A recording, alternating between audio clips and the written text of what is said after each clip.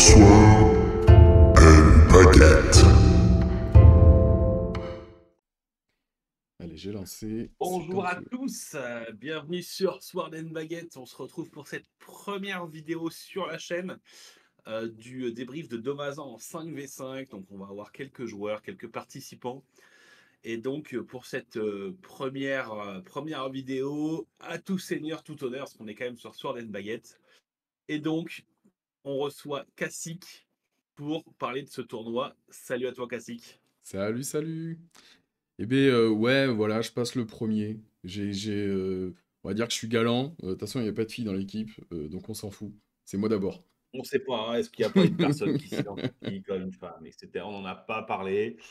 Donc, pas de mégenrage par défaut. Voilà, nous sommes dans une pré-galanterie.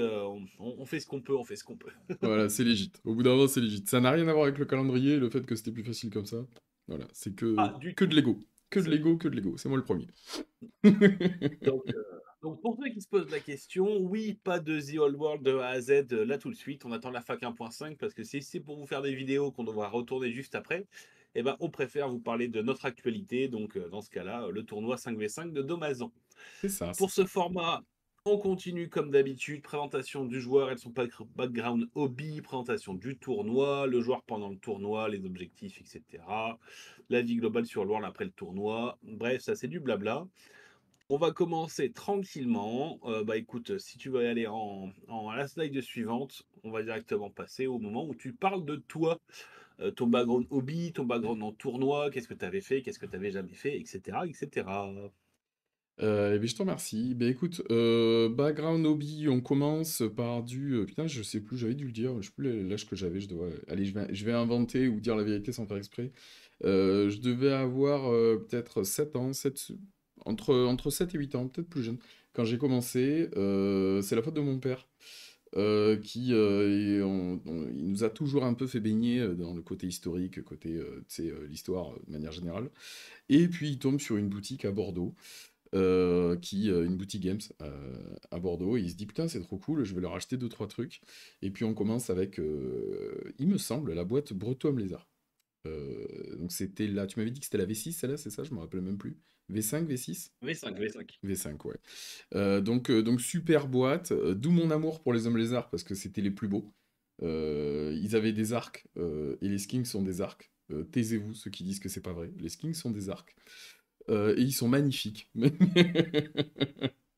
Non, donc gros amour de la figue, c'est génial. En plus, il y avait des chevaliers, donc top.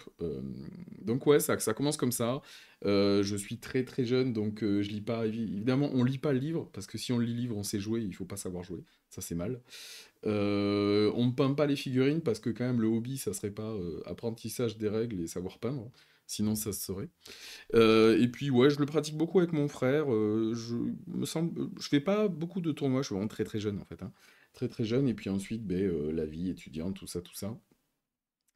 Je me réoriente rapidement. J'ai pas connu en vrai de vrai.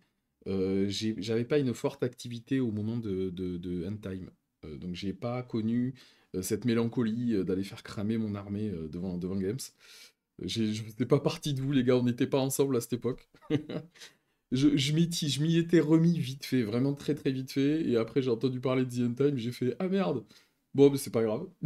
Voilà, le mec qui arrive au mauvais moment, et puis après, bon, je me suis laissé happer par un binôme d'individus sur YouTube pour 40K. Je me suis dit «Putain, mais ils ont l'air de s'amuser, ces enfoirés, ça a l'air sympa.» J'ai pas mal joué, enfin pas mal joué, si j'ai pas mal joué en V8, V8, V9. Fin V9 j'ai arrêté, et V10, bah, quand j'ai vu le résultat, je me suis dit qu'est-ce que c'est que ce truc? Et puis voilà, puis j'ai un monsieur barbu qui a commencé à me dire mais putain, mais The Old World c'est vachement bien. Je sais pas qui est cet homme, hein, je sais pas du tout. Euh, Aucune et, idée. euh, Et The Old World, bah, purée, aujourd'hui, c'est un jeu de malade. Franchement, j'adore. Au-delà de ce qu'on peut faire avec la chaîne et tout ça, franchement, c'est vraiment un kiff total. Et honnêtement, je spoil un peu la vidéo, mais ce tournoi ben, m'a encore plus, au-delà du résultat qu'on a pu avoir, m'a encore plus fait me dire que purée, j'adore. J'adore, j'adore. Je suis pas un joueur très très compétitif à la base. J'ai jamais fait énormément de tournois. J'ai dû aller au total. J'avais dû faire 2 conventions à l'époque de Battle. J'étais vraiment très très jeune, donc j'en ai pas fait beaucoup et c'était très sympa, mais j'en ai pas d'énormes souvenirs. Et 40K, j'ai dû faire maximum, bah, je sais pas, je veux dire comme ça, à la louche, 3 4 tournois. Donc je suis pas un très très gros joueur de tournoi et j'ai jamais joué en équipe. C'était la première fois que je jouais en équipe. Et je spoil un peu, mais je suis satisfait. C'était vraiment excellent. Très très bon. Bon bah nickel. Bah écoute, on va pouvoir avancer. Ouais, on arrive à donc t'arrives voilà à Domazan avec déjà une faute dans la diapo. C'est du 5v5 2000 points et pas du 1000 points. Je te laisse corriger en Yes. direct. Ça veut juste dire que je vais devoir corriger sur les 5 supports que j'ai à côté. Donc, format French Hammer, donc, plus connu sous le nom de, bah, on touche pas au jeu. Donc, pas de German Comp, pas de fact non officiel qui change les règles de terreur, qui interdisent les colonnes, enfin bon bref. On joue au jeu tel qu'il est écrit. On vous rappelle, hein, le petit slogan: «Et si on jouait au jeu?» et des scénars Game Workshop. Alors là, on a fait 2 modifications énormes. Le 1er, c'est que le rivage brumeux se joue en 6 tours et pas en 4, parce que jouer en 4 tours, on voyait pas l'intérêt. Et la notion du seuil de déroute où en fait, bah, voilà, il faut dérouter, pour faire une victoire mineure ou une victoire majeure et pas uniquement, dérouter pour faire une victoire majeure. Voilà, c'est les petites modifications qu'on a faites, c'est pour vous dire, bah, personne s'en est rendu compte. Donc voilà, le but c'était de coller, au jeu au mieux et donc bah, comme tu l'as dit, avec du jeu en équipe et toi de ton côté, bah, tu es venu en empire. Alors je C'est ferai une ça. vidéo un peu plus complète où je parlerai, du rôle de chacun dans la team, l'élément de construction et cetera. Parce que je vais pas trop me concentrer sur mes parties en embed qui sont pas passionnantes à raconter, mais je ferai plus un débrief, en tant que capitaine du truc. Donc voilà, je pense que ça sera, plus intéressant. Donc là, c'est vraiment qu'on se focus sur, toi, tes games et ce que tu as fait pendant le week-end. Et c'est là où tu vas pouvoir parler donc de la dernière vidéo de l'incubateur, entre guillemets, C'est la ça. suite de la création de ton armée de l'Empire, hein, parce qu'on le rappelle sur la chaîne, tu l'as créé de A à Z, donc avec une liste initiale avec 3 sorciers que tu avais récupérés chez dont tu t'étais inspiré, pardon, parce que tu l'avais déjà modifié sur une liste de GT que tu as fait évoluer, et donc tu es arrivé avec la mouture qu'on voit là à la slide suivante. Mm. On voit surtout très bien le Pégase, hein, il est pas mal ton gus. Je Donc voulais le montrer. voilà, si tu peux parler un petit peu bah, voilà, de ton armée et aussi bah, de tes objectifs sur le week-end par rapport à ça. Et on a perdu ta cam. Ouais, c'est ça. Putain.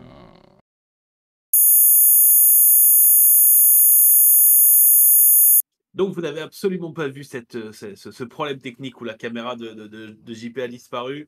Donc on reprend, il était sur le point de vous parler de sa liste d'armées.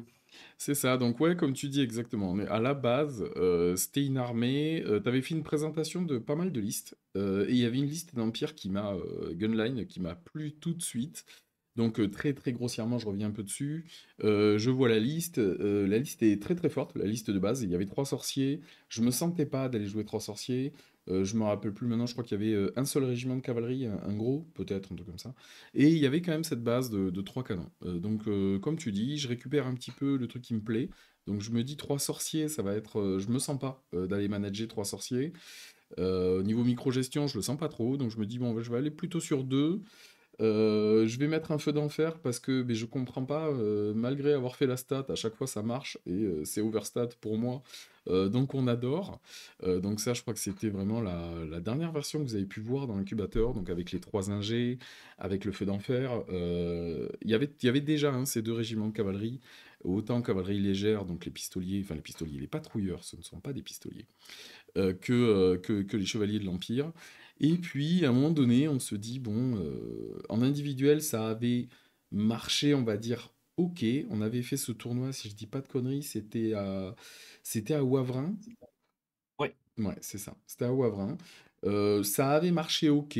J'avais eu, pour la petite anecdote, la petite blague, j'avais eu une petite série sympathique quand vous jouez une gunline avec de l'artillerie, où vous faites que des 1 à la blesse. De mémoire comme ça, je crois qu'à la deuxième ou troisième game, j'en étais déjà à 8 ou 9 1 sur la blesse. Mais honnêtement, la liste était sympa. Mais concrètement, et c'est voilà, c'est le défaut, on va dire, du Lean Gunline, il en faut bien, c'est important, hein. Le gros défaut, c'est que ben, tu tombes sur des listes qui vont soit qui ont du vol très rapide, notamment du Broto, ou enfin, même des armées qui peuvent avancer très vite, du loup de mer qui n'est pas spécialement volant, mais qui avance très très vite. Et on se fait de suite bien embêter. Et donc c'était une liste très complexe. Et puis un certain monsieur Barbu, peut-être toujours le même d'ailleurs, que j'ai déjà évoqué, me dit mais attends, mais purée, on n'a pas de joueur Broto, on va se calculer un petit détachement mini, vraiment un petit détachement mini pour aller chercher le corps et aller créer le truc qui fait que ok, il y aura toujours des listes, notamment celles que je parlais, les listes loup de mer, où ça va être assez compliqué parce que ça agresse vraiment très très vite. Et ben quand même, Gunline, ça va être très très compliqué. Mais en tout cas, on va essayer déjà de gérer au sein de l'équipe, dans une thème équipe, le fait de bloquer les volants avec le corps. Enfin, la possibilité, hein, parce que au niveau de la liste, je vous montrerai après, j'ai qu'un commandement 8. Mais ça laisse une position tactique assez intéressante. Et je me dis, mais tu sais quoi, je vais faire tous mes tests des matchs d'entraînement pardon, avec cette liste, donc celle que vous voyez à l'écran. Et ce fameux monsieur Barbu m'a fait abandonner mon feu d'enfer Overstat. J'y croyais pas du tout, je dois l'avouer, j'y croyais pas du tout. Et en fait, ouais, la liste, elle est top. Faudrait que je la reteste sur un tournoi 1v1, on va dire, parce que c'est complètement différent que le tournoi en équipe, on en viendra au fur et à mesure des games, on en parlera. Mais grossièrement, voilà, vous voyez ça à l'écran, hein, vous avez deux ingés, comme je disais tout à l'heure, vous avez deux sorciers, donc c'est du niveau 4, on n'est pas au TOS, mais c'est une liste qui est assez facile à mettre au format TOS. Donc deux niveaux 4, un premier qui sera du coup en magie de bataille, où je vais choisir mes sorts avec le lore familiar. Le petit anneau rubis, parce qu'on est déjà en magie de bataille, on fait du blast, on continue, on insiste là-dessus. La White Clock qui me permet de résister effectivement, bon, déjà avoir une invue à 5 et de résister encore mieux contre les attaques enflammées, pardon.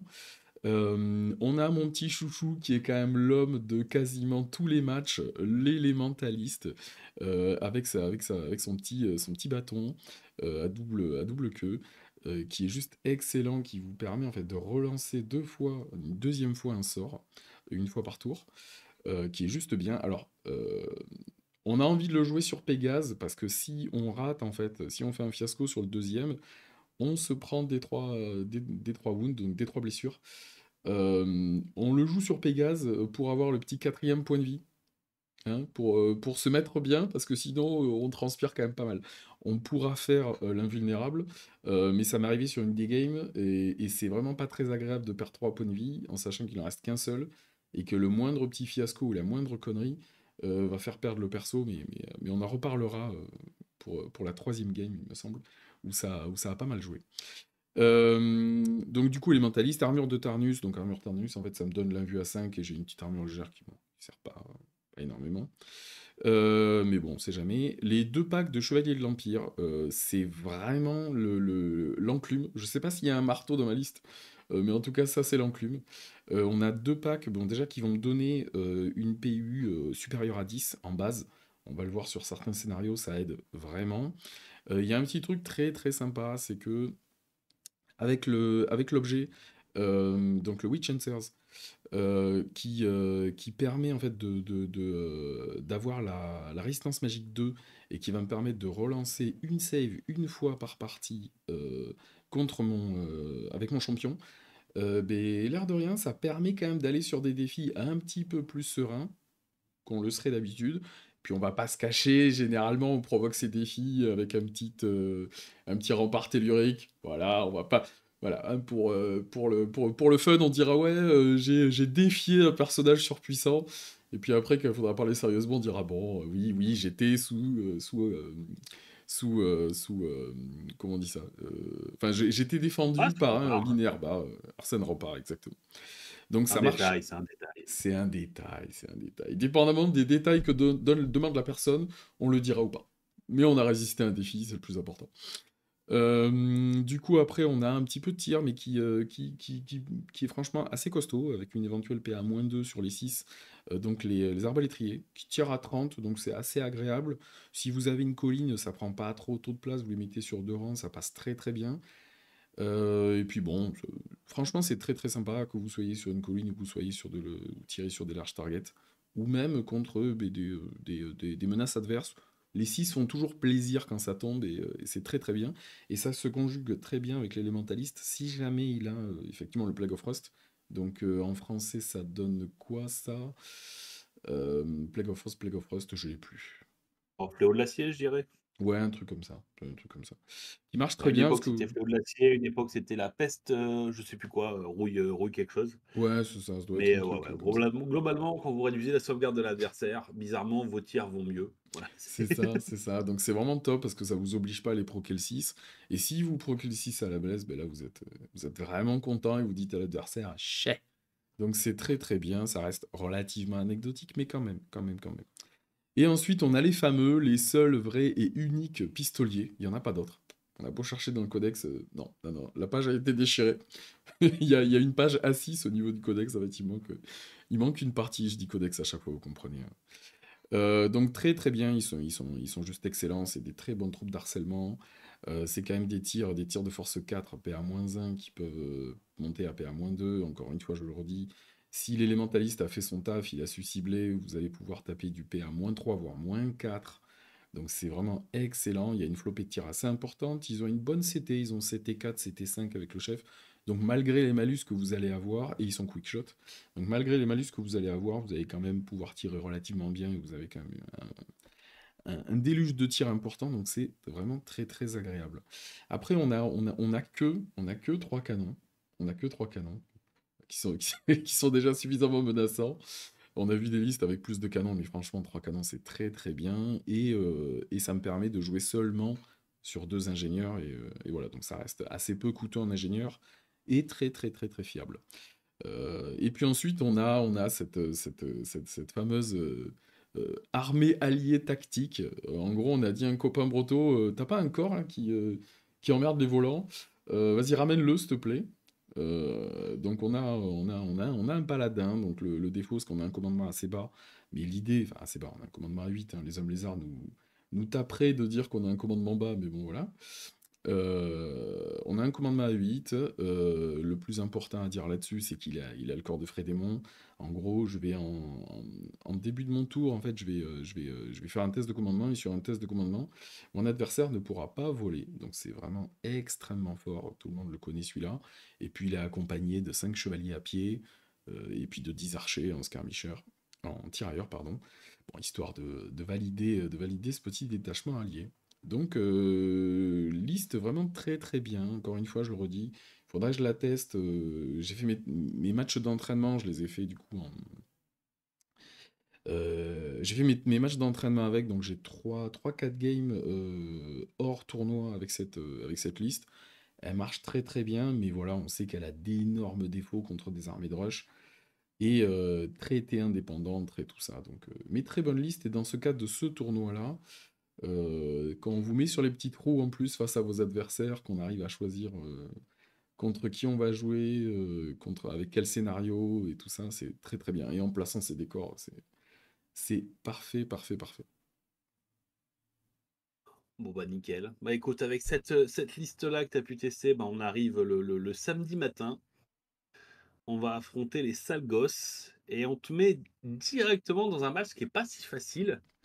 Tu affrontes du vampire, donc avec le copain Toph qui arrive avec son patron nécromancien sur Machine Mortis. Alors là où c'est bien, c'est qu'il n'a pas été chercher l'invue à 4, mais juste l'invue à 5. Il a un autre petit copain niveau 3 en nécromancie, donc on est déjà à 7 niveaux de nécromancie, sachant que le level 4 a un spell familiar, donc il a 5 sorts en nécromancie, il a 2 banshees, donc déjà tu sens que ça va crier, il a un gros pack de chevaliers noirs avec son patron dedans avec la bannière. Il n'a pas, avec la grande bannière, mais il n'a pas mis la bannière qui fait les régènes à 5 sur ses Black Knights. Alors tu nous diras si c'est important ou pas. Il a un pack de ghouls, il a une petite charrette macabre, et pour rentrer dans le thème des cris, il a 2 fucking Terrorgeist. Bon, tu pas une grosse valeur de commandement, tu es à 8 Mm, maximum autour de ton patron, ce c'est qui ça. veut dire que s'il commence à lancer les spells, tu vas monter à 5, 6 de com. Là, le moindre cri, c'est un massacre. Tes seules unités qui tankent bien, elles tankent avec de l'armure, on Mm. auras pas. Bon, comment tu envisages cette game et comment elle se passe du coup? Parce que là, on voit le score, le score est quand même très sympathique pour toi, hein. 4-0, c'est une victoire majeure. Donc, vas-y, raconte-nous un peu cette game. C'est ça. Mais en fait, c'est vraiment la game qui te met en opposition face à tes théories. C'est-à-dire que tu te dis, ouais, mais ma liste, j'ai le corps, tu vas jamais voler. Et puis là, tu te rappelles que, ouais, enfin, tu vas jamais voler. Tu vas tirer ton dé, et puis si jamais tu passes ton coup de test de commandement, là, il volera jamais. Donc là, d'un seul coup, ça fait transpirer. Ensuite, on commence à se dire, ouais, j'ai pas un moral de dingue, j'ai pas une armure de dingue, et il y a énormément de cris. Ce qui veut dire que j'ai quand même pas mal de points au niveau de mes pistoliers qui vont être extrêmement durs à rentabiliser, mais qui, pourquoi pas, je commence à me dire, est-ce que je peux pas lui faire croire qu'il peut aller les taper. Le cri se fait de mémoire à 8 ou à 9 pouces, donc c'est relativement court quand même. J'ai des cavaliers qui se déplacent de 16, qui ont une grosse mobilité. Si je sais qu'ils n'auront pas l'opportunité d'être très très proches de mon perso, de mes persos, donc je vais pas pouvoir profiter de mes spells pour les bouger, puis j'aurai d'autres choses à faire avec eux, mais bon.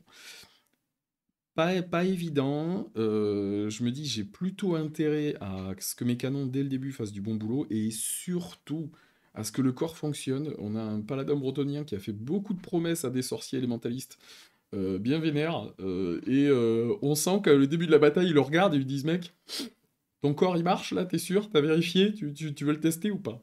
Donc ouais, sur le papier, j'ai assez peur. Je veux surtout, on le rappelle, on va disposer, on va piocher les décors et les disposer. Vraiment, je fais très très attention à ça.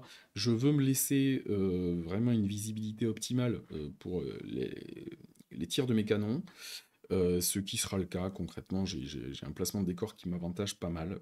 Vraiment, j'ai pas la fameuse ruine au milieu du champ de bataille qui va m'empêcher de tirer correctement si jamais je passe mon corps et que mon adversaire peut pas de suite me rentrer dedans. Donc ça, c'est très très bon point. J'ai le T1, on continue sur les bons points. Donc ça sera excellent pour moi.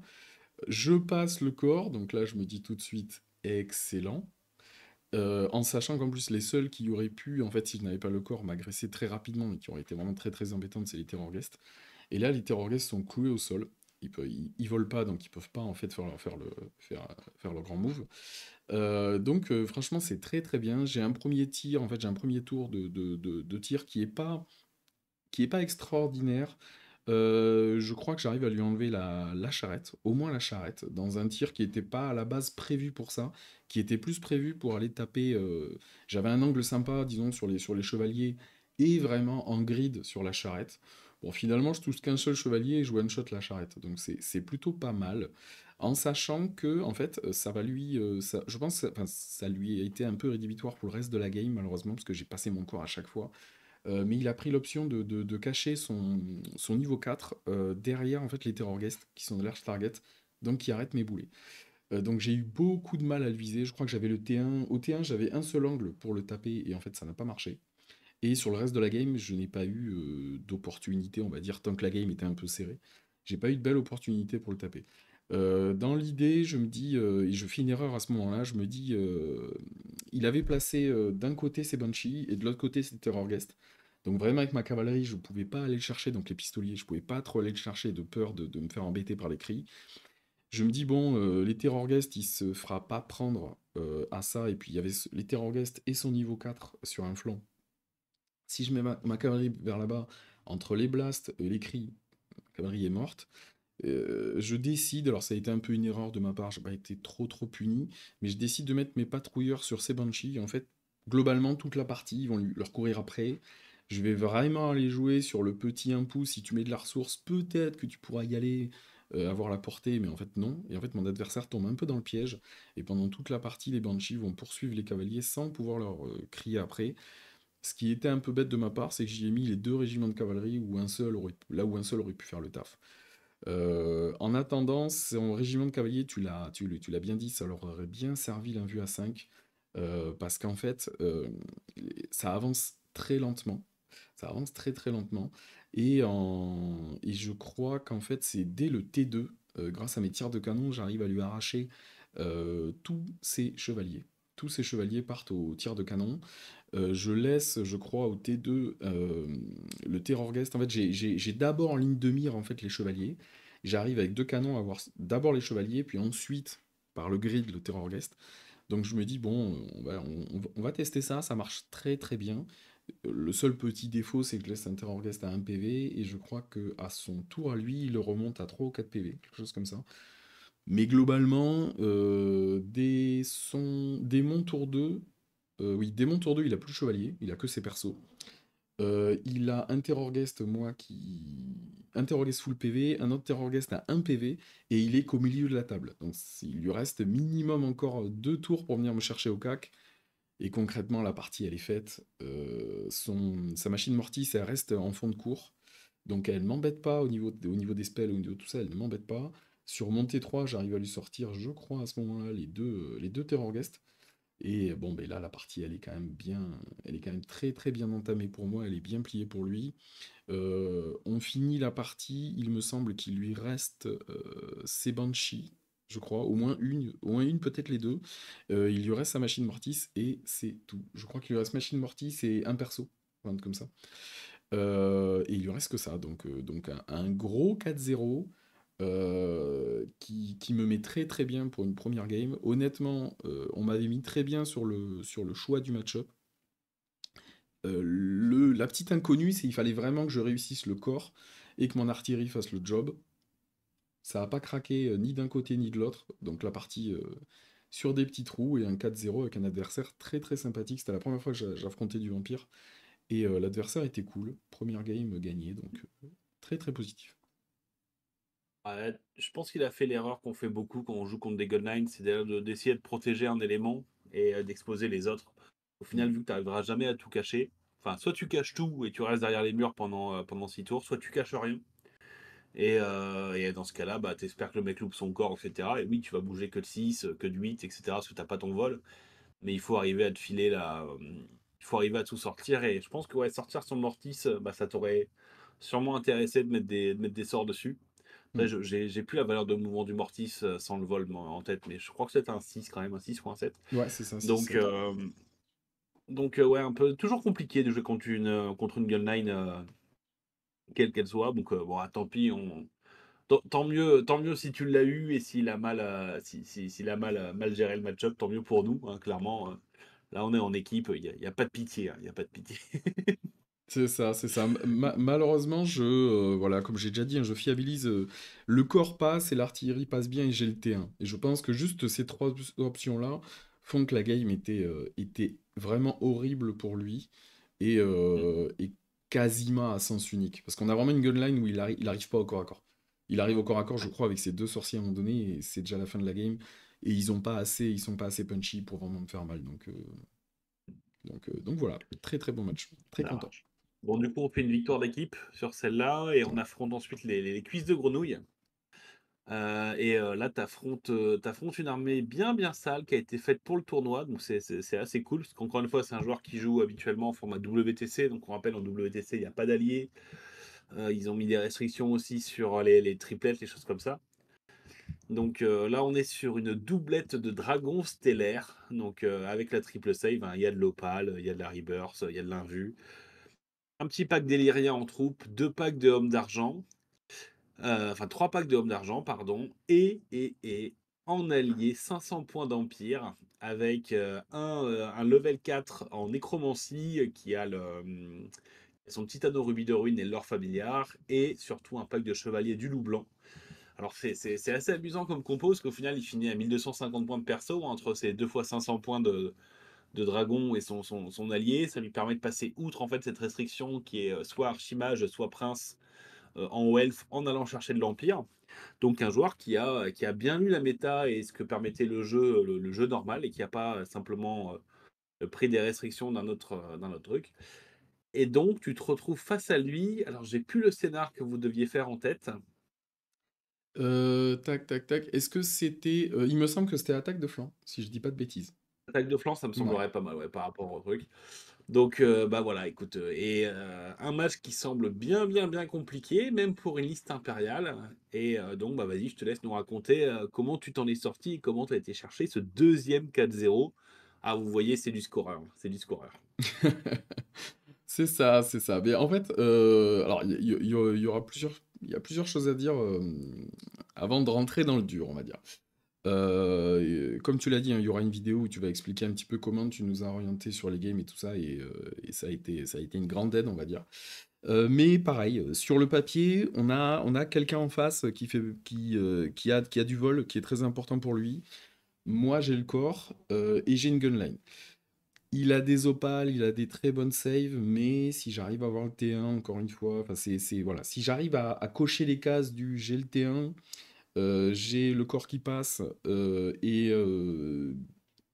j'ai énormément de chattes, et il rate ses opales, ou il rate au moins ses saves, il y a moyen que ça passe. Je sais que je vais souffrir, parce que déjà virer un dragon avec de bonnes saves, c'est très très compliqué. En virer deux, ouais, ça relève presque du miracle. Mais honnêtement, il y a peut-être moyen de faire quelque chose. On a Larsen Rampart qui est là pour nous aider, on a tout ça. Donc le match-up, je commence la game en me disant le match-up va être compliqué, mais on va bien gérer les décors. On va bien vérifier que le mec avec son corps, tu nous as promis qu'il marcherait, il a marché sur la première, mais c'est pas un truc tu sais, qui s'use avec le temps. C'est pas un corps qui s'use avec le temps, en fait, qui marche qu'à une game et pas à deux. On vérifie tout ça et on se dit que ça va aller. Autre chose qu'il faut dire, c'est quelque chose sur lequel on s'était préparé, tournoi en équipe, on y allait, euh, on n'avait pas les listes les plus violentes ni les top codex, mais on se disait on va essayer de jouer le plus sérieusement possible. Et donc à chaque début de game, je dis à mes adversaires, je me l'impose à moi et je te le propose à toi, si tu es OK avec ce principe. On ne revient pas sur nos actions manquées. C'est-à-dire que si on a fait une phase, on a commencé une phase et en fait c'était pas la bonne, ou on a fait une erreur, on a oublié de faire quelque chose, on ne revient pas sur nos actions.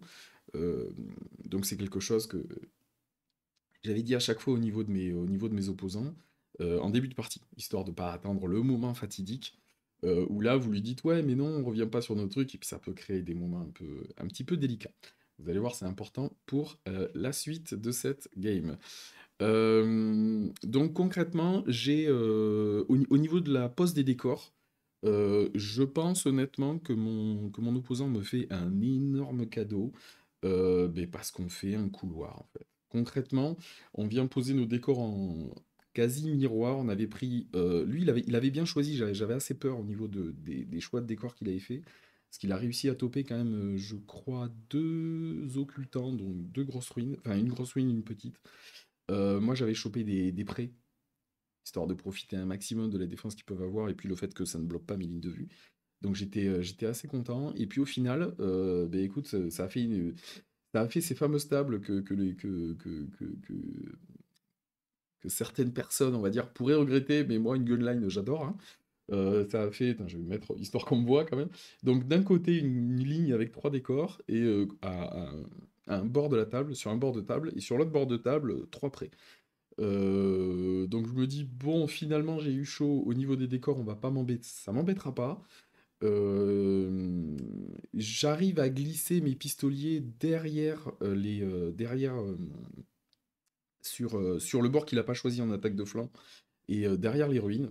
Je crois que c'était deux ruines et une forêt, c'est ça exactement. Et c'était tous les trois d'un côté. J'arrive à les planquer, je me dis, bon, ben, l'air de rien, peut-être que j'arriverai à les infiltrer sur l'arrière de sa ligne, et puis venir l'embêter, parce qu'il a de la cavalerie, il a de la mobilité, mais il a mis les Illyriens de l'autre côté. Donc je me dis, pourquoi pas, ça peut le faire. J'ai le T1, bon, tout va bien se passer, ça va être super. On teste le corps, et puis ben, le corps ne passe pas. Voilà, voilà. Là, on commence à se dire, bon, il y a deux canons, on rate le corps. Mon capitaine, il est loin, il est pas loin. On sent qu'on va se faire engueuler. On sent qu'on va se faire engueuler, donc bien sûr, il faut reporter la faute, hein, évidemment, c'est ça le plus important, savoir qui a eu tort. Donc de suite, on regarde le paladin, on lui explique, espèce d'enfoiré, t'auras pas tout l'or qu'on t'a promis, hein, parce que là, ça va pas, on va se prendre deux dragons sous opale dans la gueule, très rapidement.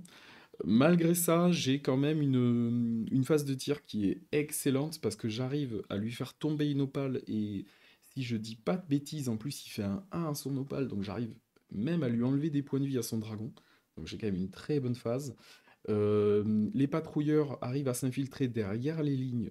J'avais juste une peur en fait avec les patrouilleurs, c'est qu'ils fassent leur job, mais pas assez bien. On l'a dit sur une des vidéos qu'on a fait avec Ziolban de A à Z.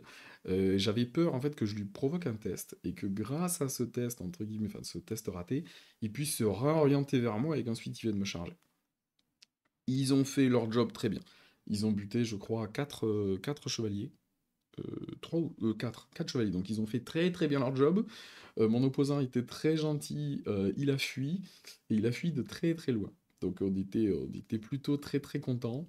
Donc je peux pas lui mettre le vol enfin je lui mets pas le vol sur le T1, mais honnêtement la phase de tir est très très bonne à ce niveau-là. Donc fin de mon T1, on se dit qu'on peut y croire. Lui, il fait son T1, il arrive en fait, il réoriente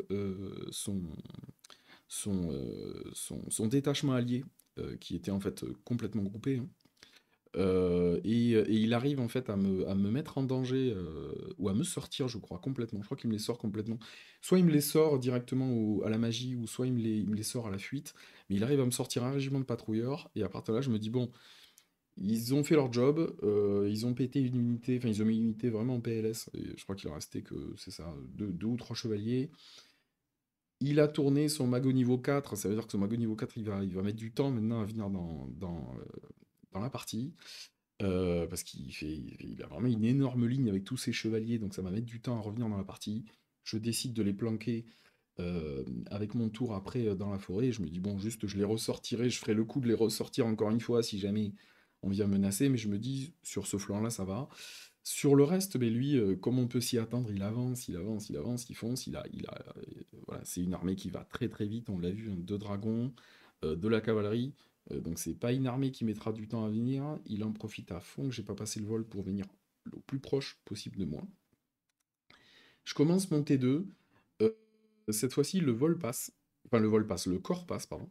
Donc je suis très content, mais entre guillemets, bon, quand vous battez contre des dragons, pardon, et vous passez le corps au deuxième tour, tactiquement, c'est intéressant parce qu'il a pas le vol, il passera pas au-dessus de mes unités, mais d'un autre côté, il est déjà tellement proche que vous savez qu'il va vous impacter. Il n'y a pas de monde où il peut pas vous impacter, il va vous impacter et vous avez plus qu'un seul tour pour vraiment lui faire tomber les menaces. À savoir que si je dis pas de bêtises, il devait lui rester que 4 ou 5 points de vie sur un dragon qui lui avait perdu l'opale. Ça doit être 5 points de vie. Et l'autre dragon, il était tout neuf. Il n'avait pas pété l'opale, il n'avait rien pété du tout, donc ça commence à faire plutôt peur. Il fait, à mon sens, une petite erreur, c'est qu'en fait, ces patrouilleurs illiriens sont partis d'un principe où j'avais laissé mes chevaliers à pied, proches de mes canons sur un flanc, et il se dit, je vais les faire dérouter au tir, et en fait, ça fera faire des tests à mes canons, et mes canons à la chaîne, en fait, vont devoir se barrer. Et en fait, ça ne marche pas du tout. Ce qui veut dire qu'il me laisse tranquille, vraiment, mon front au niveau des canons, qui était assez, pas dégarni, mais qui n'était pas très très solidement défendu. Au lieu d'aller directement impacter ça au corps à corps, et au moins m'empêcher de tirer, il joue le jeu du tir là-dessus, et en fait, ça me met vraiment tranquille. Je fais une phase de tir qui est vraiment pas mal du tout, encore une fois, qui est vraiment très très bonne. Je continue à enlever des points de vie sur le dragon. Je crois qu'à ce niveau-là, il doit lui en rester, si je dis pas de bêtises, peut-être 2, quelque chose comme ça. Oui, exactement, il lui reste 2 points de vie. Ce sera important pour la suite. Il lui reste 2 points de vie donc sur le dragon qui était déjà entamé, et le deuxième dragon, lui, il est tout neuf. Donc je suis content, j'arrive à placer mes unités, je mets des arsènes remparts sur mes chevaliers. On va concrètement réceptionner une charge double dragon. J'essaye de travailler mes placements pour qu'ils puissent soit entre guillemets obligés d'aller impacter mes chevaliers et qu'ils puissent pas, du fait qu'il n'a pas le vol, aller ailleurs. Donc bon, on serre un peu les fesses, on se dit que l'arsène rempart va suffire, mais c'est déjà très compliqué parce que il va très facilement pouvoir rester au cac pendant mon tour. Je vais pas pouvoir tirer, enfin ça va être très très compliqué. Il commence son tour 2 et là, mon adversaire décide de me donner une opportunité d'arracher la game. Je le rappelle, chaque début de partie, on dit, voilà, on ne revient pas sur des mauvaises décisions, sur un enchaînement qui n'était pas bon au niveau des séquences de jeu. On ne revient pas sur des choses comme ça. Et là, mon adversaire décide, alors que ben, il est juste à côté de moi, il a sa phase de charge qui me tend les bras de manière très accueillante avec 2 dragons. Il décide de commencer sa phase de mouvement. Voilà. Je suis obligé de mettre un blanc après cette information, parce qu'en fait, il décide de commencer sa phase de mouvement sur le seul mouvement où la seule unité qui n'allait pas charger ce tour-ci, bah, il la bouge. Voilà, voilà. Donc là, je me dis, on en avait parlé, donc avant le tournoi, on en avait parlé sur le fait d'insister sur la règle, on revient pas en arrière, et de bien la présenter à l'adversaire. Moi-même, j'avais oublié des spells sur le début sur mon deuxième tour, sur mon T2, je crois. Donc voilà, malheureusement, j'annonce à mon adversaire que je vais lui demander de respecter ce qu'on avait dit en début de game. Il a commencé sa phase de move, donc il n'aura pas de déclaration de charge. Voilà, voilà.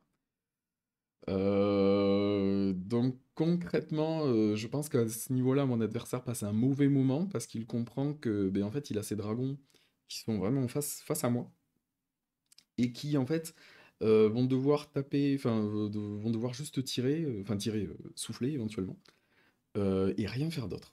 Donc c'est un petit peu compliqué pour mon opposant. À ce niveau-là, je crois que nous deux, on prend un petit moment pour souffler, hein. Moi, je vais boire une petite bière de mon côté. Je me dis, purée, ça fait un petit peu ascenseur émotionnel. J'ai raté le vol, donc il va m'impacter T2, mais finalement T2, il me charge pas.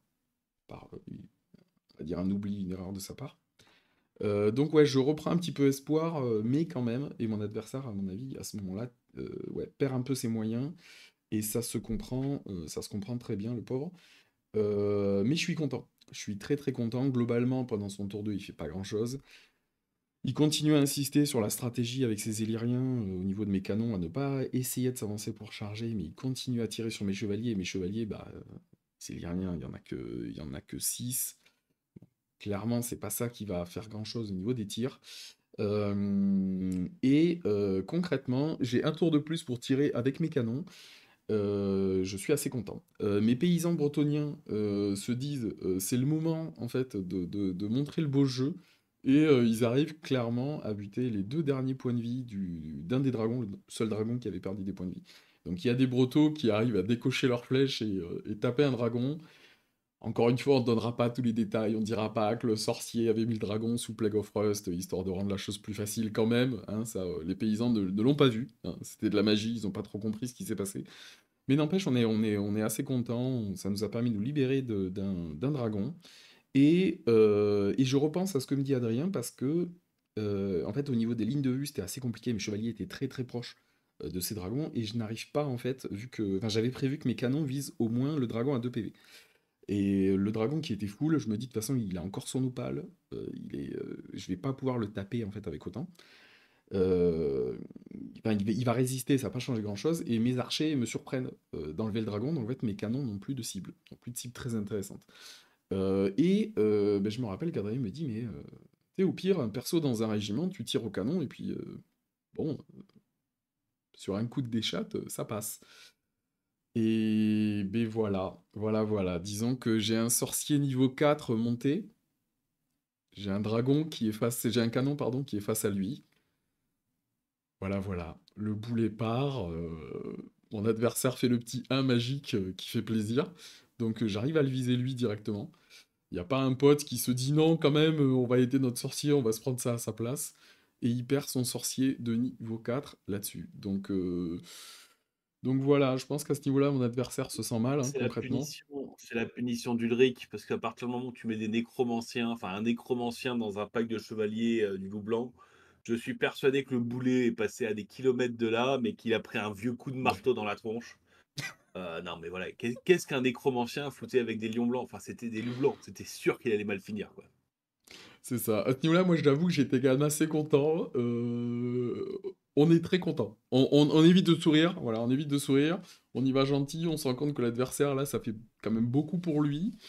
Mais clairement, on se dit la game, là, il n'y a aucun monde où je fais pas au pire une égalité s'il fait de la magie avec son dernier dragon, parce que là, il est dans mes lignes et je vais pas pouvoir le déloger. Mais concrètement, la game, je suis très, très, très, très content. Et globalement, ça reste dans cet esprit-là, mais j'arrive à bien J'arrive à bien temporiser son dernier dragon, il fera pas grand-chose avec, et j'ai très très peu perdu dans cette game. Autant dans la première game, j'avais... Enfin, c'est la première game, c'est pareil, hein, je crois que j'avais rien perdu du tout. J'avais eu un patrouilleur et deux chevaliers, je crois, perdus. C'est ça. Et sur cette game, je perds le régiment de patrouilleurs et c'est tout. Donc au niveau différentiel de points, quand la partie s'arrête, eh ben, ça refait un 4-0. Honnêtement, je suis ultra content, mais je me rends compte que... alors je sais pas si c'est Ulrich qui a décidé de punir, ou si c'est de mon côté une chance, mais ouais, les choses se sont quand même plutôt bien passées et je suis ultra content de ce deuxième 4-0. Ouais, donc alors là, je sens déjà les mecs dans les commentaires dire ouais, c'est pas normal. Alors, n'oubliez pas les gars, on est sur une équipe en face de nous qui veut faire enfin qui veut représenter la France au WTC, qui va représenter la France au WTC. Encore une fois, le pas de retour en arrière, c'est littéralement la première règle du bouquin de règles. Et quand vous mettez d'accord avec votre adversaire, notamment en tournoi, bah voilà, si vous commencez à jouer avec trop de rollback, vous pouvez être sûr que vous allez faire n'importe quoi pendant 2 ans. Nous, c'est une contrainte qu'on s'est imposée très vite au niveau de l'équipe, de pas revenir en arrière, que si on oublie, c'est de notre faute. Et ça fait vraiment, vraiment progresser, parce que si vous passez votre temps à faire les choses dans le désordre, déjà, ça a des conséquences, et on vous en parle dans les vidéos tôt de A à Z sur le bon ordre a de l'importance. Et bah, là, en fait, comme vous voyez, bah, si vous n'êtes pas habitué à jouer avec l'absence de rollback, bah, des fois, vous bougez vos unités, et puis vous vous souvenez que vous avez une phase de déclaration de charge, une phase de début de tour, des ralliements, etc. Donc voilà, même si ça vous perturbe parce que vous êtes habitué au jeu, au jeu en assaut, dites-vous que même en assaut, c'est vraiment quelque chose que je vous conseille. Imposez-vous en fait ce pas de rollback, ce pas de retour en arrière. Il y a malheureusement que comme ça qu'on apprend à plus faire de conneries. Donc ça, c'est la première étape.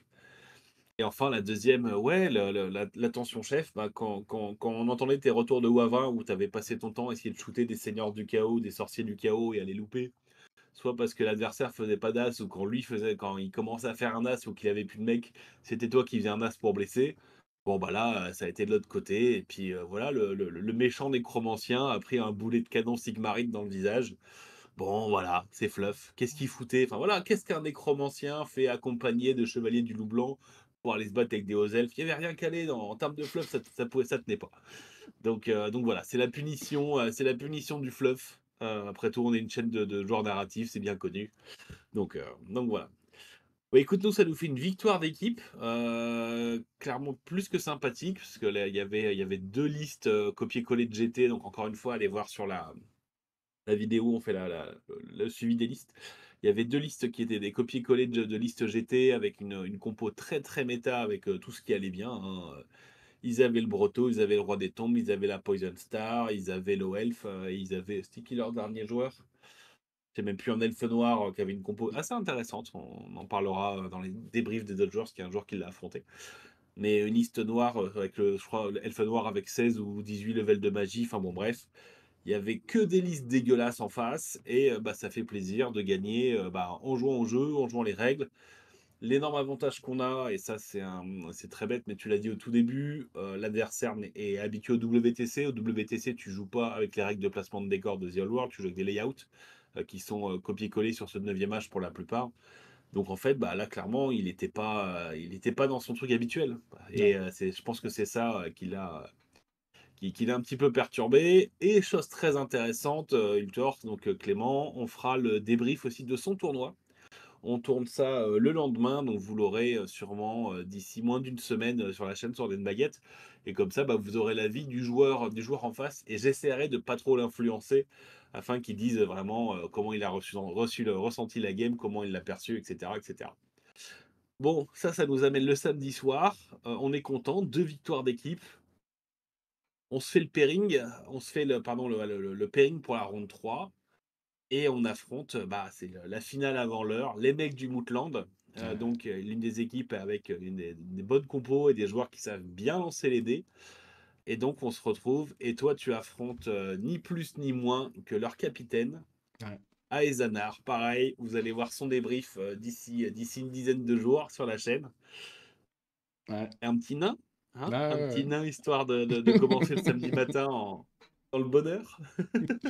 Je fais exprès de pas appuyer sur la prochaine slide parce que j'ai envie de vous teaser un petit peu. Honnêtement, il y a plein de choses qui me rassurent pas. Alors, il y en a qui me rassurent beaucoup. On va commencer par celle-là. C'est que là, pendant tout le tournoi, je le dis, honnêtement, on m'a mis sur des petits trous. C'est-à-dire que on me dit juste réussis tes tests. Enfin, juste. C'est un peu facile à dire, mais en gros, j'étais sur des match-up où j'avais juste à être OK sur mes canons et OK sur mon corps, et ça passait. Et là, on me dit, ben tiens, on va te rajouter encore un truc en plus, c'est qu'on va te donner du rivage brumeux, et tu seras défenseur, donc tu joueras en premier. Donc là, je commence à me dire, ça met du stress, hein, encore une fois, parce que on attend vraiment de moi que là, on m'a mis vent dans le dos, que ça se passe bien, et je suis face à un joueur très très expérimenté, avec une très bonne liste, qui vraiment sait jouer au jeu. Le mec est vraiment techniquement est meilleur que moi, et grosse pression. On en avait parlé la veille, et c'était une des listes que j'étais censé affronter.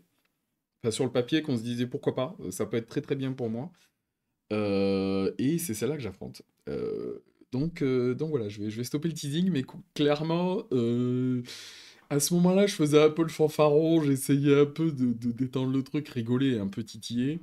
Mais honnêtement, la concentration y était, et mon adversaire expérimenté s'est pas laissé avoir par moi qui était en train de faire le zoulou derrière, ça n'a pas marché. Ça m'a peut-être détendu moi, mais lui, ça l'a pas désarçonné, évidemment. Ouais, quand tu Euh, parles d'être mis sur des roulettes, en fait, ce qu'il faut voir, c'est que vous avez encore une fois regardé. C'est quand vous faites vos listes, regardez les scénars. Là, on est des scénars où il y avait beaucoup de rivage brumeux. Rivage brumeux, c'est quoi? C'est si vous êtes en défenseur, donc si vous allez placé par votre joueur, vous jouerez en premier. Donc typiquement, une gunline de l'Empire, comme celle de Cassig, bah, s'il n'a pas le toss, ça va lui mettre beaucoup de pression, parce que s'il a du volant en face, il perd un tour et l'adversaire peut lui sauter à la gorge et n'avoir qu'un seul tour pour faire le taf. Donc c'est toujours bien qu'il ait le toss. Et aussi, ce qu'on a regardé, c'est qu'il y avait le scénar attaque de flanc. Le scénar attaque de flanc, beaucoup de joueurs en fait se disent bah, c'est juste une bataille rangée avec un peu plus serré. C'est un peu plus compliqué que ça parce qu'en fait le scénar attaque de flanc, c'est un scénar qui va encourager les armées MSU. Pourquoi? Parce qu'en fait, l'armée qui finit de se déployer en premier n'a pas plus un pour jouer en premier. Donc ça équilibre un petit peu. Donc quand vous jouez Gunline, que vous avez plein de petites unités, etc., bah, c'est toujours intéressant. Et de la même manière, quand vous avez des éclaireurs, normalement, bah, vu que vous allez déplacer et que votre adversaire en a pas, bah, vous allez souvent donner ce plus un. Donc là, vous avez vu la liste de Cassie, il y a 2 packs de pistoliers, pardon, de Warden, de patrouilleurs avec éclaireur, bah, dans une méta où il n'y a pas ce scénar-là, vous allez plutôt les mettre avant-garde. Parce que ça sera plus simple à faire, voire embusqueur. En disant, bah voilà, je les mets pas sur table et ils arriveront en cours de game et au moins ils se préserveront. Bah, là, sur le scénar avant-garde, attaque de flanc, pardon, vous avez toujours une des zones qui est libre par l'adversaire. Donc il se déploiera voilà, donc, dans sa zone de déploiement au centre et soit à droite, soit à gauche. Ce qui veut dire que vous aurez toujours une zone où déployer de l'éclairage.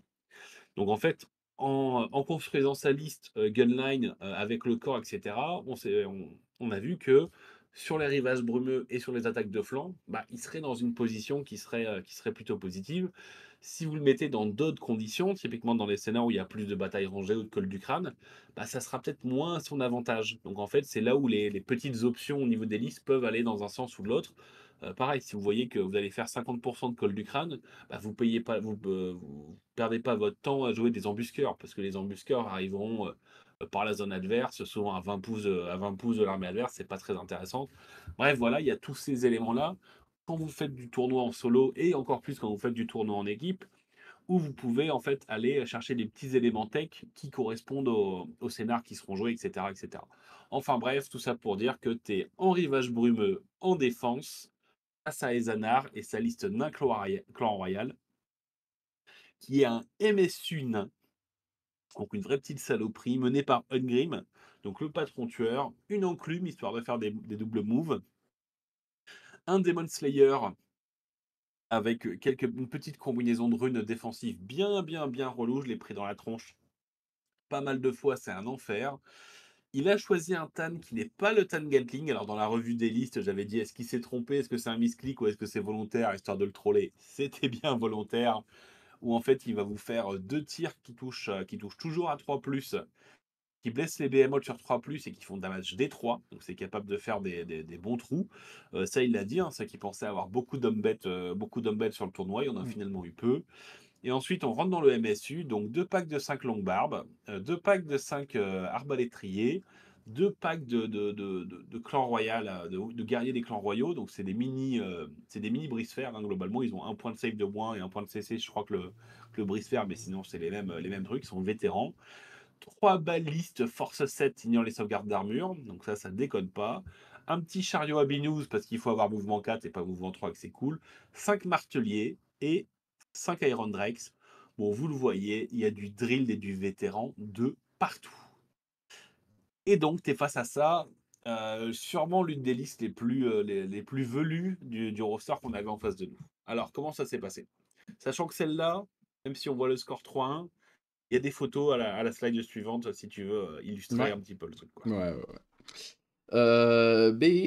Alors, tu sais quoi, je vais passer la slide pour qu'on voit, parce que ça, si je dis pas de bêtises, je crois qu'on est au déploiement. Ouais, on est au déploiement, c'est ça. Donc concrètement, faut rappeler que Rivage Brumeux, je suis défenseur, donc je me place en premier, mais je sais que je vais jouer en premier. Il y a un truc qui me fait... alors, tout me fait peur dans sa liste et le joueur me fait peur. Concrètement, la bataille va commencer déjà sur le choix des décors. Honnêtement, on n'arrêtait pas de se regarder l'un l'autre en chien de faïence parce que le choix des décors était bon. Le choix des décors était vraiment bon. Il a pris le bâtiment spécial, lui, pour aller chercher, déjà pour aller chercher le centre et me mettre en occultant, et se dire qu'à la fin de la game, il allait pouvoir gratter des points. Donc déjà, je vois ça, je fais le petit sourire en me disant, ok, le coquin, il a pensé à ça, d'accord, très bien. Moi, bien sûr, je me dis, bon, on va aller sur mes deux décors préférés, soit des champs, soit des marais, hein, par rapport à ma liste, hein, voilà. Le coquin, il continue, ben, il prend une colline. Donc là, je me dis, je sais ce que t'es en train de faire, mon garçon. Je sais ce que t'essayes de faire et ça me plaît pas du tout. Et puis je crois que derrière, moi, je prends un autre marais, lui, il prend une autre colline, et je crois que je prends une forêt. C'est ça. Donc lui, il en est quand même à deux collines, en sachant qu'on pouvait pas cumuler plus, mais de toute façon, il y avait trois choix de décor, donc voilà. Et moi, je suis à deux marais, une forêt, et lui, donc le décor spécial en plus, au centre de table que vous voyez. Donc déjà, ça commence fort. Je me dis, ok, si je calcule pas bien, il va vraiment pouvoir me faire un espèce de mur d'occultant, et je vais pas pouvoir tirer, donc avec les collines et avec le bâtiment spécial au centre. Mais bon, on commence à placer les décors. Il place intelligemment le premier au centre, en sachant que lui, en fait, vu qu'il est attaquant, il aura les deux tokens, donc à 18 de son bord de table extérieur, il aura les deux tokens qui vont lui rapporter 50 points à la fin de son tour. Et je dis bien à la fin de son tour, c'est important, vous verrez pourquoi. Donc, honnêtement, un très bon placement. Un très bon placement. On continue sur les décors. Moi, il y a une colline que je lui annule et que je mets sur un angle. Je veux pas être embêté avec des collines, donc celle que vous voyez tout à fait en bas là, la colline qui fait l'angle à côté de mes sur mon côté, pardon. Euh, merci, merci Gorbak de m'aider. Et moi, je me place un marais où, franchement, voilà, je suis vilain. Je veux avoir cette possibilité de l'embêter au niveau si jamais il vient me chercher. Ça reste des nains, mais ils sont en colonne et ils sont drill, hein. Donc voilà, ça va quand même très très très très vite. Et en plus, il y a l'enclume qui peut leur donner le double move. Enfin, ça peut aller extrêmement vite sur moi. Donc rien qu'au niveau en fait du placement des corps, la partie elle avait commencé concrètement. Je dois placer toute mon armée et en fait, je pense que c'est la game où j'ai essayé d'être le plus focus. J'ai fait des erreurs clairement, où j'ai vraiment essayé d'être le plus focus, mais c'est quand même très perturbant de devoir placer toute une armée sans voir surtout une gunline en plus, avec des occultants. Sans voir la liste adverse. Au début, je fais quand même assez attention. Je sais que son enclume, elle est embêtante au niveau du double move, mais elle est très embêtante aussi au niveau de ce qu'elle peut faire sur les saves. Ça, j'ai pas trop de quoi l'embêter, ni sur le double move, ni sur les saves. Par contre, là où je peux agir, c'est qu'il ne m'embête pas trop au niveau de son blast. Donc au début, j'essaie de faire attention, je me mets un peu plus loin, je me mets pas dans les 27, je m'éloigne un petit peu tout ça. Et puis, comme une erreur que j'avais déjà fait en entraînement, vous savez, vous partez sur votre stratégie, puis d'un seul coup, en fait, vous oubliez l'objectif final recherché de la stratégie de base, et vous vous dites, ah mais tiens, là je vais faire autre chose, je vais déplacer celui-là là, celui-là là. Donc concrètement, l'erreur que j'ai fait au niveau de mon placement, c'est que j'avais quelques petites unités, notamment je crois un régiment de chevaliers et un canon, qui étaient dans les 27, enfin qui étaient possiblement dans les 27 de blast de son enclume. Enclume qui ne bouge pas une fois qu'elle est placée. Donc c'est quelque chose que je pouvais essayer d'anticiper. À ce niveau-là, j'ai fait une petite erreur. Au niveau trick, en fait, ce que j'ai fait pour m'assurer mes 100 points par tour, c'est que je suis venu mettre dans les marais un premier rang, donc le marais, je l'avais placé exprès à cet endroit-là, un premier rang d'arbalétrier qui lui est à 6 pouces, donc il a PU 10 et je suis à 6 pouces de mon token, et un deuxième rang caché derrière, mais toujours à 6 pouces du token, donc qui peut me rapporter les 100 points, mon régiment en fait d'archers bretoniens, donc base 10 de PU, en tirailleur et derrière. Donc je me dis avec ça, normalement, peut-être qu'il va pouvoir m'embêter à partir du tour 3, tour 4, mais je suis assuré avec ce dispositif, s'il n'y a pas de faille, s'il n'y a pas de fuite qui me provoque des tests ou des trucs comme ça, je suis assuré d'avoir minimum 200 voire 300 points, et un peu plus. Donc comme dit, plus haut, j'ai le T1, je le savais. Au niveau de ma phase de tir, je demande avant ça, pardon, une fois qu'on s'est placés tous les deux, je demande à mon capitaine de venir, donc Corbac, hein. Je parle avec lui et je lui dis, bon, on se met d'accord sur un truc qu'on s'était déjà un petit peu dit la veille.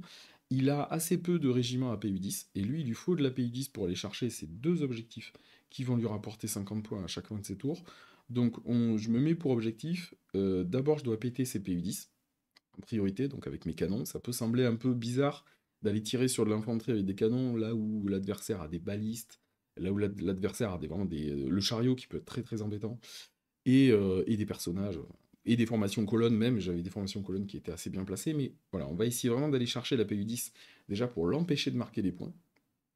Ça, c'était l'objectif principal au niveau de mon T1, au niveau de mes tirs. Et ensuite, aller gratter ces balistes pour éviter de me prendre des tirs qui vont assez facilement m'enlever des points, parce qu'on sait qu'au niveau des points, ça va être très très compliqué d'en marquer beaucoup. Avec son MSU, il a un excellent moral, donc clairement, si les mecs, je les tue pas jusqu'au bout, ils vont se planquer, ou il faudra que je les finisse jusqu'au bout au canon, un par un, ça va être vraiment laborieux. Donc il y aura un différentiel de points qui sera pas très important, il faut que je fasse attention. T1, j'arrive à lui sortir toutes ses PU10. Je fais une phase de tir qui est très correcte, qui est pas extraordinaire, mais qui est tout à fait correcte. Je lui sors toutes ses PU10, donc je sais qu'il va plus scorer de points. Lui, à côté de ça, pendant son T1, il arrive, je crois, dès ce tour-là, à me sortir la PU10 sur les arbalétriers, mais le plan que j'avais prévu fonctionne. Les archers derrière en tirailleur sont toujours à portée de l'objectif, donc ça marche très très bien, je suis vraiment très content. Il avance avec son armée, il avance quand même assez vite au niveau de son flanc, donc de mon côté, son flanc droit, là où il avait mis Ungrim avec son régiment de longue barbe, je crois, si je dis pas de bêtises, et un pack de 10 guerriers qui ne sont plus 10, hein, donc qui peuvent plus tenir l'objectif. Ça avance très très vite, et de l'autre côté, ben, ça tire sur moi. Je me rends compte à ce moment-là que ben, en fait, j'ai mal géré mon placement au niveau de mes chevaliers et puis au niveau d'un canon, et je le paye. Je sais plus si c'est à ce tour-là que je perds déjà un canon, ou je perds des chevaliers, mais voilà, commence à, il commence à taper mes lignes, et globalement, les tours c'est pas qu'ils vont se ressembler, mais les tours, ça va être un peu du ping-pong. Lui, il va essayer d'aller casser mon régiment qui tient l'objectif. Il va pas y arriver. Donc mon régiment d'archers, mon régiment d'arbitrier est déjà descendu en dessous de la PU10. Et moi, je vais surtout pas avancer. Je veux pas me mettre dans les 27 pouces de son enclume. Je veux pas prendre des tirs. Il a une gunline qui est très très solide. J'ai aucune raison d'aller le chercher. C'est à lui de venir me chercher. Donc d'un point de vue très stratégique, on va se planquer. Pour la petite anecdote, je fais une erreur, je fais vraiment une erreur parce que il a un tueur sur le front. Alors attends, moi je suis là, donc il faut que je mette là-bas. Voilà, c'est comme ça qu'il faut que je le dise. Il a un tueur sur ce front-là, et je décide de m'approcher très proche avec mes pistoliers pour lui tirer dessus en me disant: «Ah, c'est pas très grave, de toute façon il va jamais me charger, je vais me mettre à portée court, je vais un petit peu tirer, je vais certainement rien lui faire, et même s'il me charge, il fera pas une énorme charge.» Et je me rends compte très vite que c'est une mauvaise stratégie, parce qu'en fait, il s'en sert de tremplin pour arriver encore plus vite dans mes lignes, même s'il me charge pas. Donc bref, pour la petite anecdote, à ne pas refaire, hein. Donc grossièrement, mes phases de tir se passent plutôt bien. J'arrive à lui péter les unités. J'arrive surtout à conserver, moi, mes 100 points bonus à chaque tour. En sachant que c'est une game, on a réussi à faire 4 tours. 4 tours. J'arrive à bien serrer les fesses. Il a un petit peu de déchat quand même sur ses. Je pense qu'on peut dire déchat au niveau de la stat. Sur ses balistes, j'en suis très content. Très très très content. Je lui enlève pas énormément d'unités en termes de points, il perd pas beaucoup. Euh, J'arrive à lui enlever, parce que ça c'était une grosse menace au niveau de ma ligne. J'arrive à lui enlever sur son drague de fer, son champion, je crois que c'est la Torbillatrol si je dis pas de bêtises, je connais pas très très bien cette armée, qui peut me faire des dégâts très très importants sur mes lignes, parce qu'il avance et dés de l'enclume, mais il me fait de gros dégâts. J'arrive à le sortir au canon, c'est des petites cibles comme ça, mais je gagne pas de points finalement, parce que des mecs, il en reste, je crois, deux ou trois, un truc comme ça, donc je gagne très très peu de points. C'est une partie qui va se jouer au point. Et on arrive au tour 4. Il va pouvoir tenter une charge à son tour 4 sur ma ligne qui tient l'objectif à 100 points. Je me suis mis dans un décor qui va lui ralentir sa charge et qui va lui faire prendre son dé le plus bas au niveau de sa charge. Donc je crois qu'il doit faire un double 5 pour réussir sa charge. Et ben là, je vais faire un truc extrêmement intelligent. Donc je suis au début de mon tour 4, hein, voilà. Je me dis, je vais faire un truc super intelligent, c'est que je me mets en tête que je score mes points de victoire, donc dû à l'objectif, en début de tour. Voilà, donc je décide en fait de me détruire moi-même en me disant: ben ouais, jusqu'à maintenant j'ai marqué les points de victoire en fin de tour, mais je sais pas, je décide de me dire: ouais, c'est en début de tour, donc c'est bon, j'ai mes 400 points, j'ai marqué mes 100 points alors que non, et je bouge mes archers. Voilà, voilà, voilà, voilà. Je bouge mes archers en me disant: ouais, comme ça je te rendrai la charge plus lointaine. Ça sert à rien, enfin, vraiment le move qui ne sert à rien. En bougeant mes archers, évidemment, j'en perds, je crois, 3, mais même si j'en avais perdu un, en fait, ça suffirait. Et mon adversaire me fait remarquer que, bah, du coup, les points se marquent en fin de tour. Je crois que ça, c'est le tour 3, je dis une bêtise, c'est la fin du tour 3. Ou la fin du tour 4, je me rappelle plus, enfin bref. Me faire remarquer que ben, je ne vais marquer mes points qu'à la fin du tour, et j'ai plus de pays 10 sur l'objectif. Voilà, voilà. Donc là, je commence à me dire: merde, je vais pas marquer. J'avais 100 points qui étaient franchement gratuits. Et je me les suis perdus tout seul. Je fais des spells qui ne servent pas à grand chose en vrai avec mon élémentaliste. Et je fais un fiasco sur la doublette de sort que je lance avec ma baguette à deux queues, donc avec l'élémentaliste, et je perds 3 PEV. Voilà, voilà, donc il me reste plus qu'un seul PEV, et je suis en phase de move. Donc pourquoi je dis ça? Parce que je me rends compte qu'il y a un monde où je peux aller téléporter des chevaliers, hein, avec le Mystical Passway. Je peux aller téléporter des chevaliers pour qu'à la fin de mon tour, j'ai de la PU10 sur l'objectif. Mais le seul sorcier qui peut me faire ça, ben, il a plus qu'un seul PEV.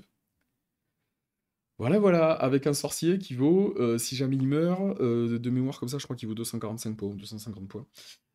Donc clairement, je me dis, là, soit on n'avait pas encore calculé les points, mais peut-être que j'ai le 4-0.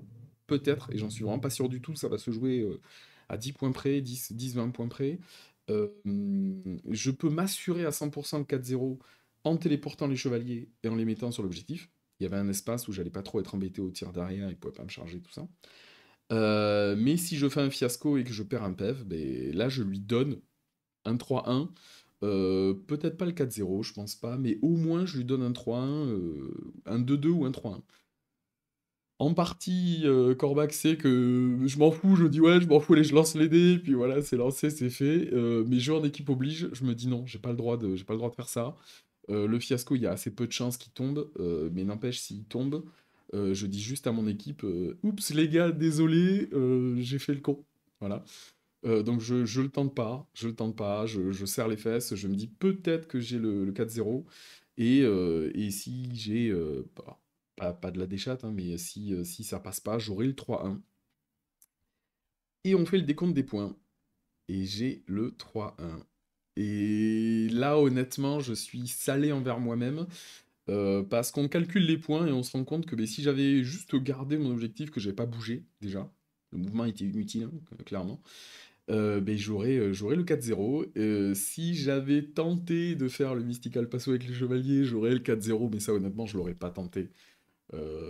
Faire un fiasco, c'est entre guillemets rare, mais il y a des moments où le destin vous dit t'as fait de la merde, t'as essayé de détourner le destin en amenant Mystical Passway, tout ça. Enfin, les choses étaient trop calées exprès. Encore une fois, je perds 3 PEV avec mon sorcier, qui font que j'ai peur de faire ce mouvement. Donc je me dis, non, là, le destin est en train de me dire, il faut que tu sois puni, entre guillemets, t'auras pas ton 4-0, t'auras ton 3-1. Donc voilà, je le tente pas. J'ai un 3-1, je suis très content. C'était une super game. Mon adversaire m'a fait transpirer. Il avait une game extrêmement compliquée pour lui, extrêmement compliquée. Et il m'a fait transpirer. Comme quoi, tu le dis souvent, et c'est vrai. Alors oui, les listes sont importantes. Oui, le scénario est important. Et moi, j'avais quasiment tout pour moi. Mais quand vous faites face à un joueur expérimenté, ben, vous transpirez quand même. Ah, il s'est joué l'enfoiré. Il s'est Ouais. joué l'enfoiré. Et alors, ce qui est alors là, encore une fois, ça ressemble à un reproche, mais voilà. On est à un point et du coup, on fait une égalité. Il nous manquait un point pour faire le truc. Alors, pragmatiquement, on peut dire, ouais, tu vois, tu manquais un point, on gagnait. Bon, ce qu'il faut surtout retenir, c'est que moi, j'ai clairement volé mon égalité. Je me suis fait bully toute la game par le joueur orc et gobelin. Et je m'en tire sur une égale à coup de ah, j'ai la pierre des hardes, ah, t'as paniqué au dernier tour.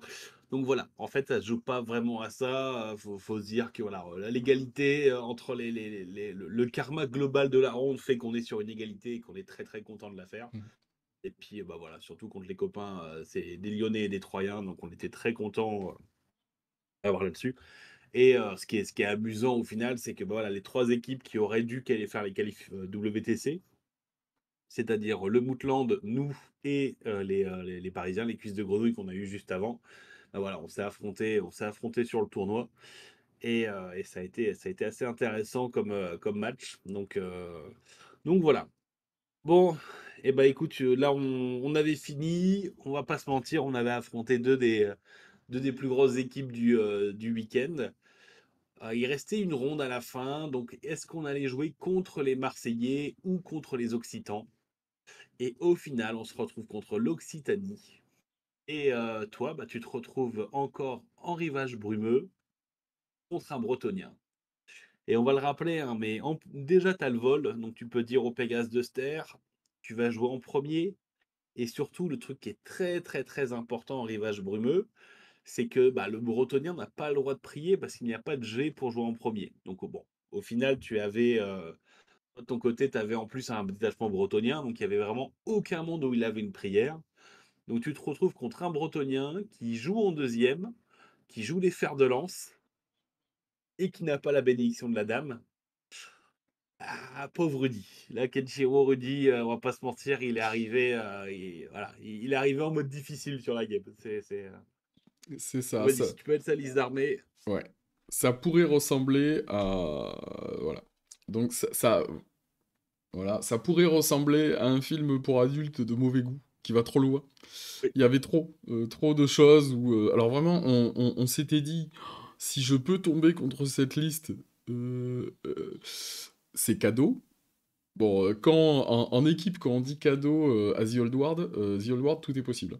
Donc il y a en même temps le phénomène de c'est cadeau, et il y a le phénomène du mec, si tu perds, ou ne serait-ce qu'un égalité ou un 3-1, je pense que j'aurais entendu, j'aurais entendu la musique pendant tout le retour. Retour de 14 heures, donc c'est long. d'entendre une même musique pendant 14 heures. Donc non, clairement non. Mais honnêtement, oh là là, je sais pas ce qui... Je crois qu'il avait le choix, le capitaine adverse, à mettre soit contre de l'orc et gob, soit contre ça, si je dis pas de bêtises. Je m'en rappelle plus. Ouais, de toute façon, t'étais en première def, hein, donc Hmm. c'est tes adversaires nous ont proposé, ouais, je crois qu'ils nous ont proposé ça, Broto ou Orc et Gob. Bon, clairement, bon, on t'a pris le Broto. L'Orc et Gob était pas forcément très simple à libérer au niveau de la matrice, que l'Orc et Gob avec du tir empoisonné, on avait deux trois listes qui n'avaient pas envie d'y aller. Mais clairement, là, on te mettait dans une position vraiment royale. Et surtout, bah voilà, autant le Broto, l'homme bête, je l'aime bien. C'est un match-up que j'aime bien. Autant l'Orc et Gobelin, c'est vraiment pas un match-up que j'aime bien en homme bête. Donc, on t'a quand même laissé ce Broto pour pas essayer de forcer le destin sur le reste. Mais ouais, là, tu arrives avec un duc qui est en vertu de l'héroïsme, donc en tueur de monstres. Donc, autant dire que t'étais vachement. Là, tu flippais ta race, hein. Donc, un petit paladin à pattes avec le corps de Frédémon. Donc, bon, bah, t'es deux Pégases et t'es prêt à marcher. Une petite level 4 en élémentalisme avec l'icône de quenelle et un petit anneau rubis de ruine. Un petit pack de 30 piétons. Il jouait pas le. Alors, je sais pas si ça a joué sur votre match, mais il jouait pas le prêtre. Il jouait pas le moine du Graal. Alors, c'est souvent ce qu'on voit beaucoup sur ça. Ouais. Deux packs de chevaliers du royaume. Encore une fois, des fers de lance contre des canons, c'est pas drôle. Deux packs de paysans brotaux pour le beurre salé. Un petit pack de 4 chevaliers Pégase avec la bannière de Chalon. Ça, on verra, ça a de l'importance. Deux packs d'écuyers, un petit trèbe et 5 chevaliers du Graal avec musiciens et étendards. Alors, comment ça s'est passé? Là, pareil, on a le score 4-0, donc ça s'est bien passé. Et sur la page d'après, normalement, on a quelques photos de la game. C'est ça, c'est ça. Mais attends, je vais en profiter pour vous mettre un plan de la game en même temps. Donc concrètement, comme je l'ai déjà dit, hein, je commence la game, je suis très confiant. La liste, honnêtement, on reste as Old World, c'est un jet de dés avec une létalité entre guillemets basse. Mais ma liste est canon contre des fers de lance comme ça. Bon, au bout d'un moment, quand même, hein, je vais pas faire. À part si je faisais du full misfire, chose qui peut arriver, et honnêtement, j'y ai pensé.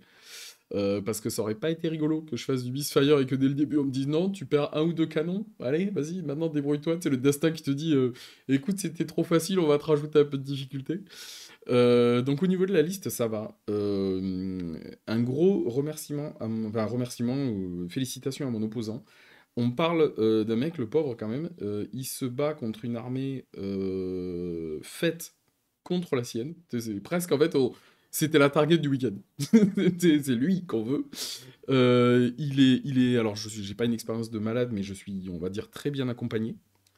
Et c'est un joueur débutant voilà, qui commence à monter sa première armée, je le précise, qui fait l'effort de peindre et de bien peindre ses figurines, qui fait l'effort de monter son armée, qui fait l'effort de jouer au jeu, je précise. C'est quand même un joueur qui, de lui-même, avant même que je le dise, m'a demandé, enfin j'ai commencé à le dire et de suite il m'a dit non, non, mais j'allais te le dire, de pas revenir en arrière, donc je le salue quand même. Je lui aurais pas imposé, honnêtement, vu le niveau avec lequel il arrive et le différentiel au niveau des listes, je me serais pas permis de l'imposer en disant non, je scruterai toutes tes actions, si tu fais la moindre truc, je reverrai pas en arrière. Je lui ai proposé, et il a eu j'allais dire le courage, je sais pas comment dire, mais bref, non, non, il a vraiment joué au jeu.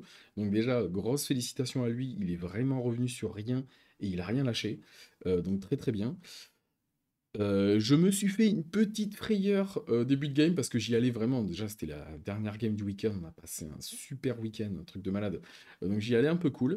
Au début, enfin au début, on a discuté tranquille, on a pris le temps et je me retourne et je me rends compte qu'au niveau du pool de décors possible, eh ben il y a que des occultants. On était sur de la colline, je crois qu'il restait, tac tac, si je dis pas de bêtises, une forêt et un linéaire-bas, un set de linéaire-bas, tout le reste c'était des occultants. Donc là, d'un seul coup, je me suis dit, attends, attends, attends, attends, attends, attends. On sait jamais si son capitaine lui a expliqué comment on fait pour interdire une game et se planquer derrière des occultants face à une godline. Reconcentre-toi, Jean-Philippe, quand même, hein, et fais attention. Bon, après, il avait pas. Et puis j'ai fait attention, je l'ai un peu empêché au niveau de mes placements de décor pour pas qu'il puisse créer cette fameuse, on va dire, forêt d'occultants sur un side et qui se planque derrière. Donc ça, c'était assez cool. Euh, Concrètement, il y a eu des erreurs de débutants. J'ai fait exactement les mêmes quand j'ai commencé.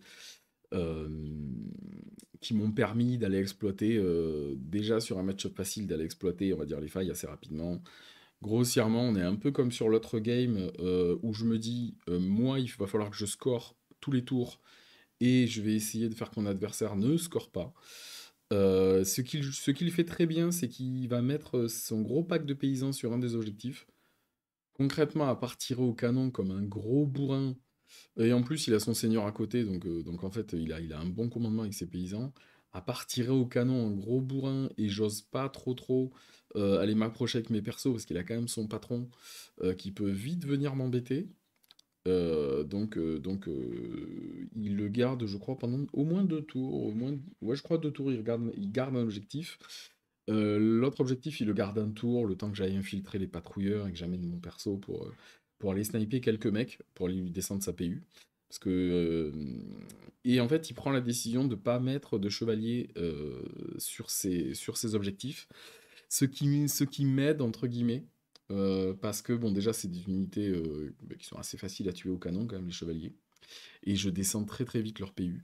Donc très rapidement, il se retrouve en difficulté, j'ai une gunline, j'arrive à trouver un angle sur sa prophétesse qui, elle, n'est pas couverte par des chevaliers parce qu'il avait mis à côté, donc sa prophétesse montée, il avait mis à côté des chevaliers, à côté, pardon, des unités à pied, donc on est sur une erreur de débutant où ça me permet de la targeter assez facilement et de pouvoir la sortir.